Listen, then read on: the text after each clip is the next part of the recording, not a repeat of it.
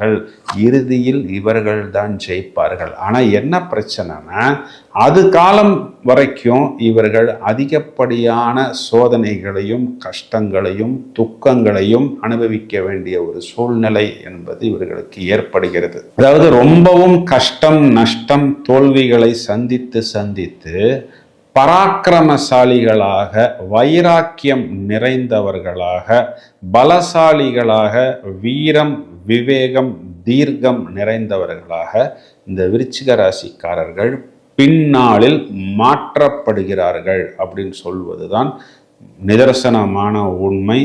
முழு பலம் நிறைந்தவர்களாக நாம் இவர்களை காண முடியும். அசைக்க முடியாத ஒரு இடத்திற்கு பின்னாளில் இவர்கள் கண்டிப்பாக வருவார்கள். பொறுமையாகவும் விவேகமாகவும் அவர்கள் தங்களது வாழ்க்கை பயணத்தை அமைத்து கொள்ள வேண்டும். அதாவது இவர்கள் கொஞ்சம் வேகமாக செயல்பட